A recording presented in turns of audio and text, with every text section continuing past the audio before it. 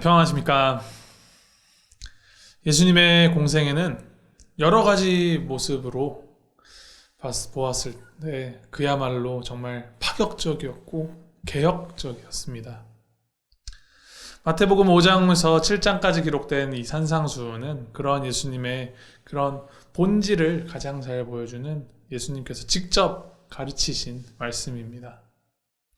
오늘 말씀 함께 나누면서 말씀에 나를 비추어 보고 예수님의 말씀 따라 나의 삶에 초점을 맞추어 나가는 우리 모두가 되기를 주님의 이름으로 소원합니다. 하나님께서 오늘 우리에게 주신 말씀은 마태복음 5장 17절부터 26절까지 말씀입니다. 제가 읽어드리도록 하겠습니다. 내가 율법이나 선지자를 폐하러 온 줄로 생각하지 말라. 폐하러 온 것이 아니요 완전하게 하려 함이라. 진실로 너희에게 이르노니 천지가 없어지기 전에는 율법의 1.1획도 결코 없어지지 아니하고 다 이루리라. 그러므로 누구든지 이 계명 중에 지극히 작은 것 하나라도 버리고 또 그같이 사람을 가르치는 자는 천국에서 지극히 작다 일컬음을 받을 것이요 누구든지 이를 행하며 가르치는 자는 천국에서 크다 일컬음을 받으리라.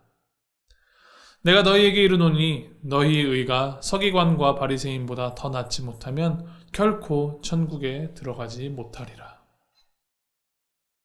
옛 사람에게 말한 바 살인하지 말라. 누구든지 살인하면 심판을 받게 되리라 하였다는 것을 너희가 들었으나 나는 너희에게 이르노니 형제에게 노하는 자마다 심판을 받게 되고 형제를 대하여 나가라 하는 자는 공회에 잡혀가게 되고 미련한 놈이라 하는 자는 지옥불에 들어가게 되리라. 그러므로 예물을 제단에 드리려다가 거기서 내 형제에게 원망 들을 만한 일이 있는 것이 생각나거든 예물을 제단 앞에 두고 먼저 가서 형제와 화목하고 그 후에 와서 예물을 드리라. 너를 고발하는 자와 함께 길에 있을 때에 급히 사화하라. 그 고발하는 자가 너를 재판관에게 내어주고 재판관이 옥리에게 내어주어 옥에 가둘까 염려하라. 진실로 내게 이르노니 내가 한 푼이라도 남김이 없이 다 갚기 전에는 결코 거기서 나오지 못하리라. 아멘. 병자를 고치시고 귀신을 내쫓는 기적을 보이시면서 회개하라 천국이 가까웠느니라 라고 가르침을 주시던 그 예수님에 대한 입소문은 사람들 사이에 빠르게 퍼져나갔습니다. 이전에 듣지 못하였던 그런 놀라운 가르침을 주시는 그 예수님에 대하여 이제 궁금증이 점점 더 커져갈 때에 오늘 본문 말씀 속에서 예수님은 자신이 누구이며 왜 이러한 가르침을 주고 사역을 하는지에 대한 설명을 주십니다. 17절 말씀입니다. 내가 율법이나 선지자를 폐하러 온 줄로 생각하지 말라. 폐하러 온 것이 아니요 완전하게 하려 함이라. 예수님의 가르침이나 그의 사역들을 보면 기존의 유대인들이 가지고 있었던 구약의 그 모세의 율법과 참 갈등을 일으키고 잡음을 일으키는 일들이 종종 있었습니다. 안식일 논쟁이 그 대표적인 사건이었죠. 이전에 듣지 못했던 전혀 새로운 가르침을 들은 무리들이 예수님이 이전의 그 구약 성경과 모세 율법을 뒤집어 엎고 새로운 율법을 세울 율법 폐기론자로 오해할 수 있을 만한 그런 상황에서 예수님은 자신의 입으로 정말 깔끔하게 이를 정리해 주십니다. 기존의 그 모세 율법을 대체하는 새 율법을 세우는 것이 아니라 율법들을 보완하여 더 완성하고자 하는 것이 예수님의 진정한 참 뜻이라는 것입니다. 하나님께서 모세를 통하여 이스라엘에게 율법을 주신 까닭은 그들이 하나님의 백성으로 이 땅에 살아가면서 하나님과의 언약 관계에 있음을 기억하며 그 하나님의 사랑과 정의를 실천하고 구현하기를 바라셨던 것입니다. 율법 자체에는 전혀 문제가 없었습니다. 그러나 바리새인들이나 서기관들과 같이 본래 하나님의 의도와 그 뜻이 변색되고 퇴색되어서 율법 자체가 신성화되어 문자 그대로의 율법을 지키는 데 급급하게 되고, 자기 입맛에 맞추어 율법을 멋대로 해석하고 왜곡하여서 적용하는 그런 위선적인 모습들이 많아지게 되었습니다. 그러한 모습들을 꼬집어 진정 하나님이 애초에 율법을 통하여 원하셨던 삶의 모습들의 회복을 위하여 율법의 완성을 하려 하신 것이 예수님의 가르침이었습니다. 그래서 예수님의 가르침들은 더 높은 차원의 가르침이었습니다.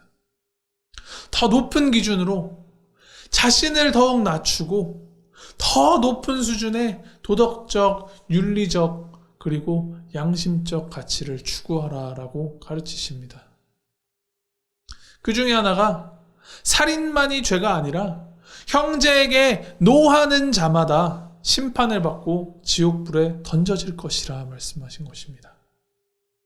22절에 기록된 형제에게 라가라 하는 자라는 표현에 이 라가는 미련한 놈이라는 뜻의 히브리어 욕설입니다.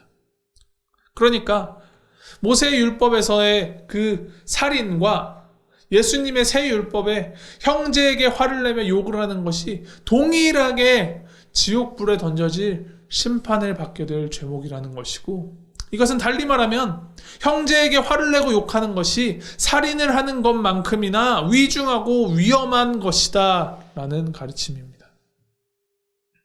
그것은 분노가 살인의 시작점이기에 단순히 살인이라는 그 최소한의 그 극한의 율법의 문자를 지키는 데에서 그치지 말고 더 나아가서 하나님의 본래 의도대로 용서와 이웃 사랑을 실천하라는 의미를 담고 있습니다. 예배에 관해서도 놀라운 가르침을 주십니다.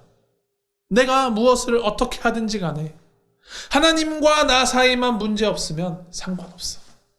내가 잘못했어도 값진 재물 가져와서 내가 하나님께 드리면 다 용서받을 수 있어 라는 그런 식의 무책임한 믿음은 결코 옳은 믿음이 아니며, 이 하나님과 나의 수직적 관계가 좋으려면 사람과 사람 사이에 수평적 관계가 먼저 온전해야 한다라는 것입니다. 그리스도인으로 살아가는 것이 참 쉬운 일이 아닌 것이, 우리 성질머리대로 그냥 나 하고 싶은 대로 하는 것이 하나님 보시기에 옳지 않기 때문입니다. 내 안에 이 죄된 본성을 누르고 하나님께서 원하시는 모습으로 살아가기 위하여 끊임없이 노력해야 하는 것이 그리스도인으로서의 삶입니다. 우리가 그렇게 살아가야 하는 것은 하나님의 형상으로 지음받은 우리는 이 땅 가운데 하나님의 뜻을 이루어가는 평화의 도구, 피스메이커로 하나님께서 부르셨기 때문입니다. 나 혼자만의 내적으로 나만 누리는 평화가 아닌 너와 나, 우리 모두에게 허락하신 그 하나님의 평화를 이루어가는 것, 그것이 우리의 오늘의 삶의 사명이고, 이것이 우리가 발딛고 살아가는 이 땅 가운데 천국, 하나님 나라를 이루어가는 것입니다. 이를 마음에 되새기며 악을 악으로 갚지 않고 내가 조금 손해보는 것 같더라도 사랑의 마음으로 적극적으로 평화를 만들어가는 피스메이커로 살아가는 우리 모두가 되기를 주님의 이름으로 소망하고 축복합니다. 마지막으로 성 프란시스의 평화의 기도를 한번 읽어드리겠습니다. 주님, 저를 당신의 도구로 써주소서. 미움이 있는 곳에 사랑을, 다툼이 있는 곳에 용서를, 분열이 있는 곳에 일치를, 의혹이 있는 곳에 신앙을, 그릇됨이 있는 곳에 진리를, 절망이 있는 곳에 희망을, 어둠에 빛을, 슬픔이 있는 곳에 기쁨을 가져오는 자 되게 하소서. 위로받기보다는 위로하고, 이해받기보다는 이해하며, 사랑받기보다는 사랑하게 하여 주소서. 우리는 줌으로써 받고 용서함으로써 용서받으며 자기를 버리고 죽음으로써 영생을 얻기 때문입니다. 우리 함께 기도하시겠습니다.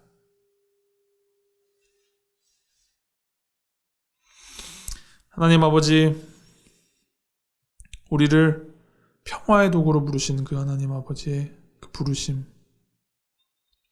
율법을 완성하기 위해 오신 그 예수님의 그 말씀들, 우리가 그것들 기억하며 주님 말씀 따라서 내가 살아가는 이 시간, 이 자리 가운데 평화의 도구로 사용받기를 소망합니다. 하나님, 우리 안에 끊임없이 피어오르는 그 미움과 분노들, 나와 다르다는 이유로 차별하고 폄하하고 욕하던 마음들, 주님 용서하여 주시고 이 모든 악한 마음을 주님 앞에 다 내려놓고 우리의 마음을 주님께서 주시는 그 사랑으로 가득 채워 주시옵소서. 예수님께서 보이신 그 겸손과 긍휼, 그리고 그 사랑의 마음으로 우리가 만나는 그 모든 사람들에게 사랑을 전하는 주님의 도구로 사용되도록 주님 우리를 인도하여 주시고 붙들어 주시옵소서. 감사드리며 우리 주 예수 그리스도 이름으로 기도하였습니다. 아멘.